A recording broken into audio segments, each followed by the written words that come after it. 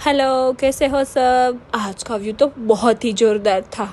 चलो फाइनली सब करवाने के बाद मेरा मुंह दिख गई आप लोगों को। आज मैं सिखाती हूँ रेजिन आर्ट।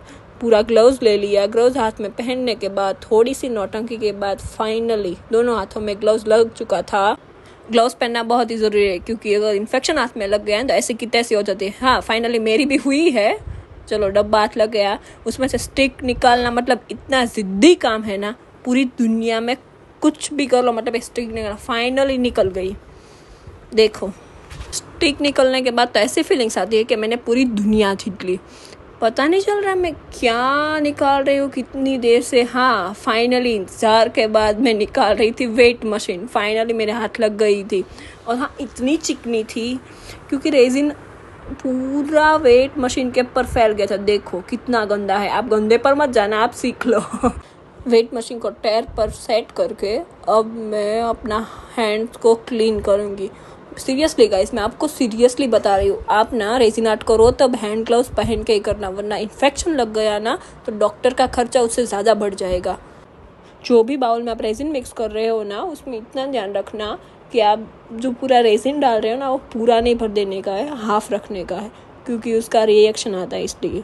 और हाँ, मैं डाल रही हूँ रेजिन मैंने डाला था 100 ग्राम और हार्डनर डाला था मैंने 30 ग्राम क्योंकि मेरा रेशियो ना 3:1 का था।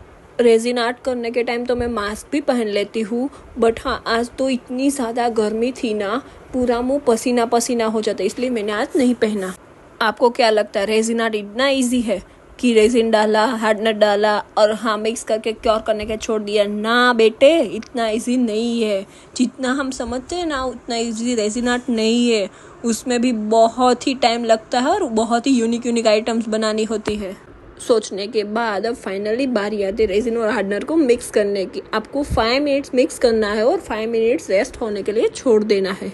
क्या आपको भी रेजिन आर्ट सीखने में इंटरेस्ट है और आपको भी ऐसा यूनिक रेजिन आर्ट सीखना है? चलो आ जाओ, मैं सिखा दूंगी। हाँ, मेरे वर्कशॉप अटेंड की प्रिपरेशन तो शुरू हो गई है और फाइनल डेट लॉन्च करने की बारी है। अब मैंने ना बेबी फ्रेम पहले ही बना दी थी पर फाइनल कोट करना छूट गया था। अब बारी आती है टॉप कोट करने की। उसको आप टॉप कोट भी बोल सकते हो और फाइनल कोट भी बोल सकते हो।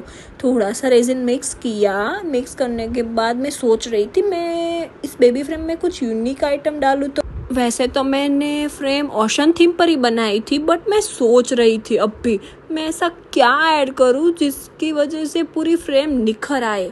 और हाँ, मैं सोच रही थी क्या ऐड करूँ, तब भी मुझे याद है, ओए राम, मुझे ग्लिटर ऐड करनी तो रह ही गई क्योंकि उसका लुक ही कुछ अमेजिंग आता है। देखो मैंने ग्लिटर तो थोड़ी सी ऐड कर दी। अब फाइनली मैंने रेजिन डाल दिया और रेजिन डालते समय तो ऐसा लगता था कि मैं कोई छोटे से नन्हे से बच्चे को नहला रही हूँ क्योंकि रेजिन डालना मुझे बहुत ही पसंद है। इतना फटाफट से काम पूरा हो जाता है, कोई टाइम नहीं, कोई झंझट नहीं।